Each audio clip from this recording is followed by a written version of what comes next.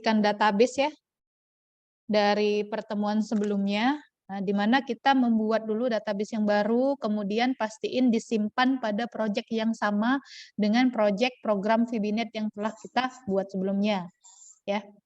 Di folder bin, di folder debug ya, harus pada folder yang sama biar dia bisa terkoneksi.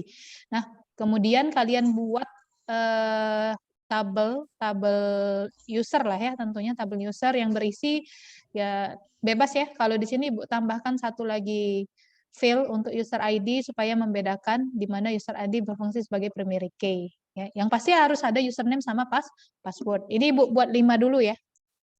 Kemudian kalau sudah kita buat isian datanya, tahap berikutnya, ingat ya di materi sebelumnya untuk koneksi, kita harus buat modul koneksinya dulu.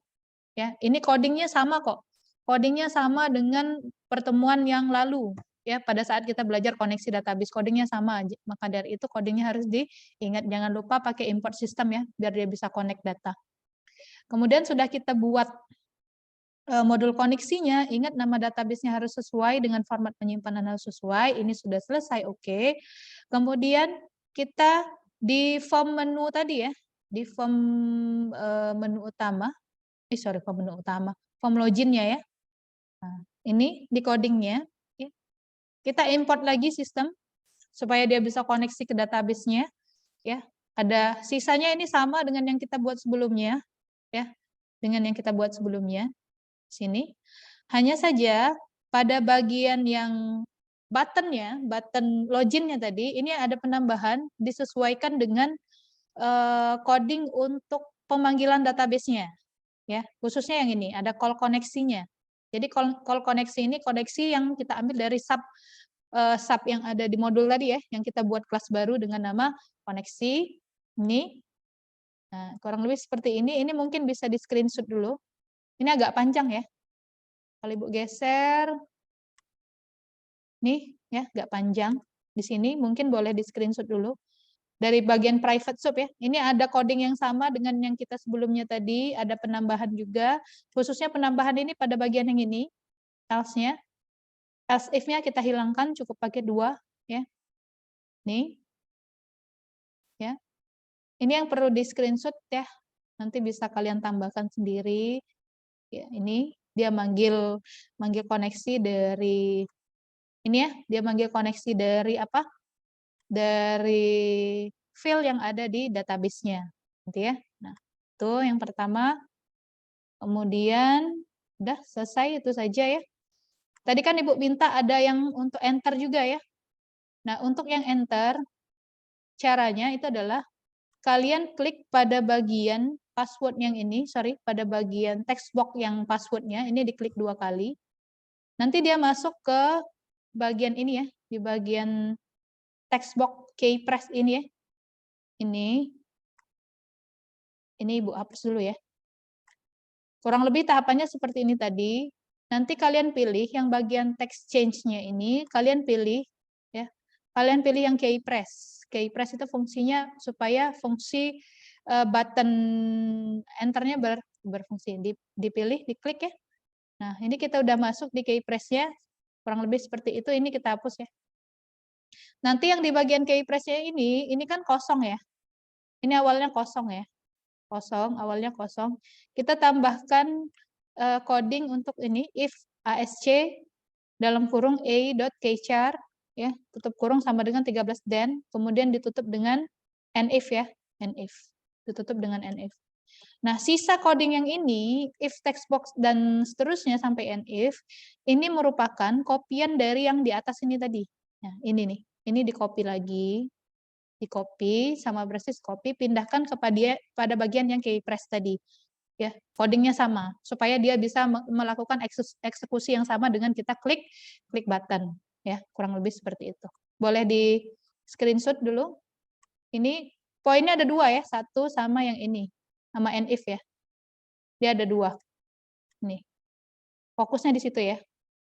If asc ini sama ditutup dengan nif. Nanti yang di tengah ini cuman copy dari yang coding yang sama dengan yang di button klik untuk login tadi. Copy sama persis, tinggal copy pindahin aja. Oke. Nah, sekarang kita coba eksekusi, ya.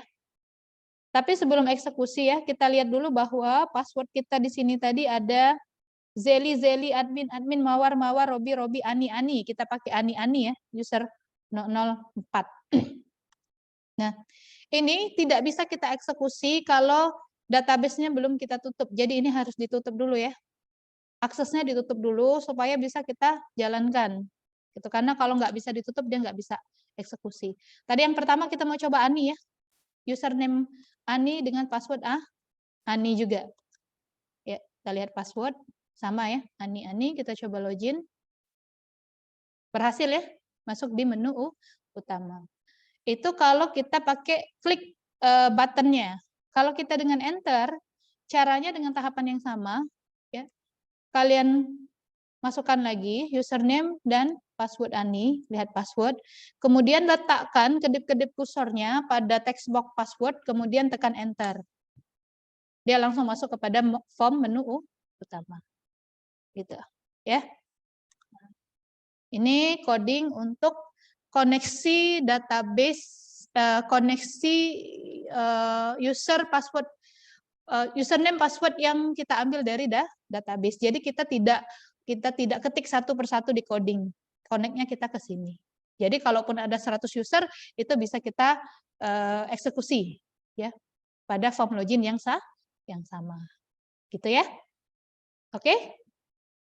Nanti setelah ini silahkan dicoba sendiri. Kalau tidak ada mata kuliah, silahkan dicoba, dipelajari. Karena dari semua praktek yang telah Ibu ajarkan, mulai dari pertemuan sebelumnya sampai saat ini, itu yang akan Ibu ujikan pada ujian akhir semester nanti. Ya, prakteknya kurang lebih seperti ini. Ada pertanyaan sebelum Ibu tutup? Silahkan.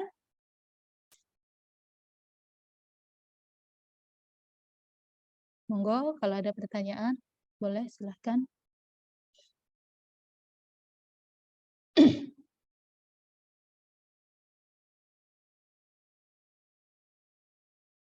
Tidak ada ya?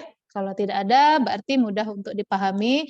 Ibu minta minggu depan nanti, sebelum kita masuk ke pertemuan yang baru, di awal perkuliahan di jam 10 itu, ya, Ibu minta kalian tampilkan apa yang sudah kalian buat hari ini.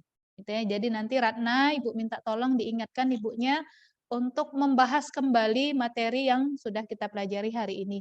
Jadi Ibu minta kalian wajib untuk mempraktekkan semua tahapan yang sudah kita pelajari. Nanti insya Allah videonya akan Ibu bagi ya, Ibu bagikan ke kalian hasil record pertemuan hari ini. Gitu ya. Oke? Baik, Bu. Baik, itu saja. Ibu tutup.